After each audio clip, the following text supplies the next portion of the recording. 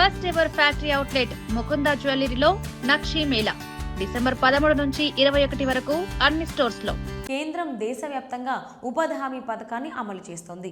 ఏపీలో కూడా ఈ పథకం విజయవంతంగా అమలవుతోంది. కేంద్రం ఉపాధి హామీ పథకం లబ్ధిదారులకు శుభవార్త చెప్పింది.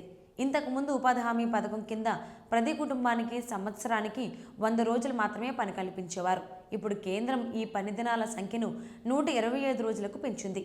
ఏపీలో కూడా ప్రభుత్వం అమలు చేస్తోంది. ఈ మార్పు వల్ల ఎక్కువ మందికి ఉపాధి లభించనుంది. ప్రకాశం జిల్లాలో ఈ పథకం ద్వారా లబ్ధి పొందుతున్న కుటుంబాలు 4.08 లక్షలు. ఈ కుటుంబాల్లోని మొత్తం 7.30 లక్షల మందికి పెరిగిన పనిదినాల వల్ల ప్రయోజనం చేకూరుతుంది. ఇది గ్రామీణ ప్రాంతాల్లోని ప్రజలకు ఆర్థికంగా అండగా నిలుస్తుంది. ఉపాధి హామీ పథకం గ్రామీణ ప్రాంతాల్లోని ప్రజలకు పని కల్పించే అద్భుతమైన ప్రభుత్వ పథకం. దీని ద్వారా ప్రజలు తమ గ్రామంలోనే పని చేసుకుంటూ ఆదాయం పొందవచ్చు. ఇప్పుడు పనిదినాలు పెరగడంతో ప్రజలు మరింత ఎక్కువ కాలం పనిచేసి ఎక్కువ డబ్బు సంపాదించుకునే అవకాశం ఉంది. కూటమి ప్రభుత్వం అధికారంలోకి వచ్చిన తర్వాత గ్రామాల అభివృద్ధికి పెద్దపీట వేస్తోంది.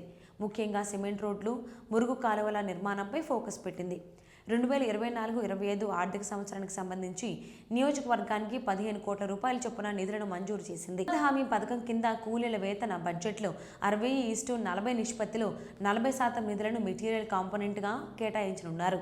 ఈ నిధులను గ్రామాల్లో అభివృద్ధి పనులకు వాడుకోవచ్చు.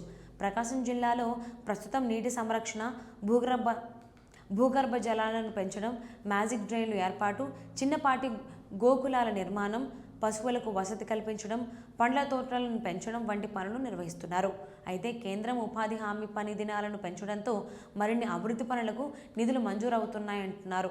ఈ నిర్ణయాలతో గ్రామీణ ప్రాంతాల్లో మౌలిక సదుపాయాలను మెరుగుపరచడానికి, ప్రజల జీవన ప్రమాణాలను పెంచడానికి ఉపయోగంగా ఉంటుంది.